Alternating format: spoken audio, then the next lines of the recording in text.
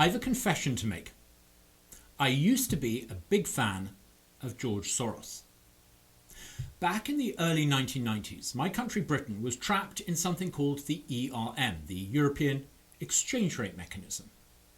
It was an international scheme designed to make different countries in Europe give up their own currencies and join a single European currency, today called the euro.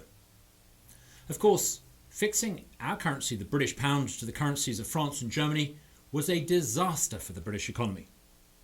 To maintain the artificial level of our currency, our own government had to push up interest rates to an eye-watering 15% and pushed thousands of businesses into ruin. Being part of the ERM was so obviously stupid that you had to be a politician to support it. And of course, they all did, or almost all of them. But then along came someone called George Soros, and he placed a bet against the pound staying in the ERM, the exchange rate mechanism. He and others in the money market forced the pound to leave the ERM. Soros, I felt at the time, set our currency and our country free. I was very grateful to him. Shorting the pound might have made Soros a great deal of money, but to me at the time, he seemed like a hero. 32 years later, I think instead there's something rather sad and tragic about George Soros. Soros might be a phenomenally successful businessman, undoubtedly he is. Yes, he's managed to accumulate an enormous pile of wealth, billions and billions of dollars. Soros has been phenomenally generous, a philanthropist who's given away much of his wealth. But has he really made the world a better place with all that philanthropy? Has the effect of his generosity achieved the things that he set out to achieve? Yes, Soros might have handed away billions, but will his philanthropic legacy amount to very much at all?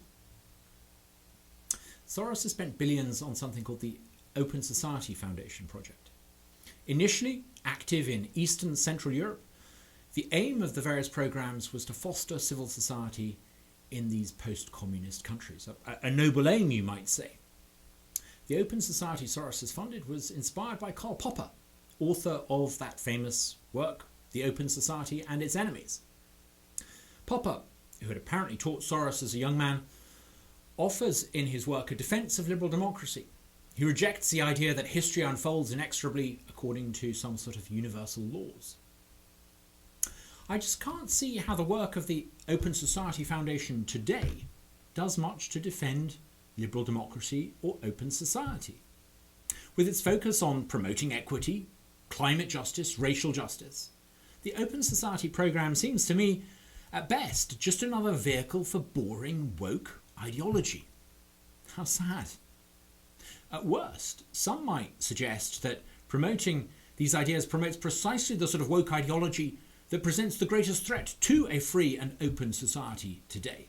He's promoting the very thing he should be against. Karl Popper went on to co-found something called the Mont Pelerin Society, perhaps the most prestigious free market assembly in existence. Soros, his student, on the other hand, attacks what he calls free market fundamentalism. Over the past few years, Soros has additionally poured large amounts of money into funding progressive criminal justice reform in America. Soros has used his fortune to help get district attorneys elected in various parts of America.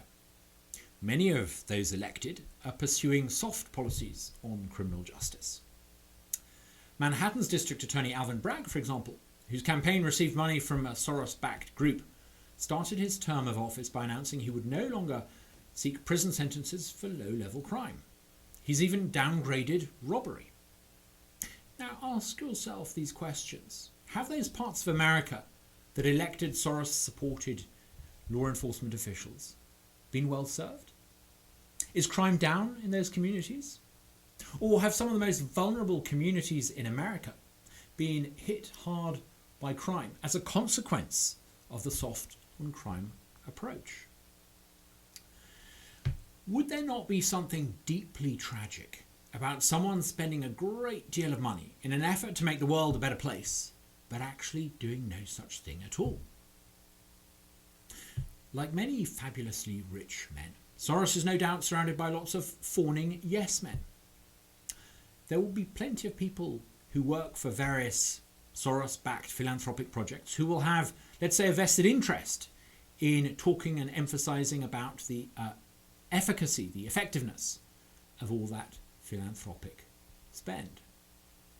The rest of us can perhaps see a sadder truth. George Soros's philanthropic investments have not yet yielded anything like the returns he's achieved with his capital investments. It's commendable that someone should want to be so generous.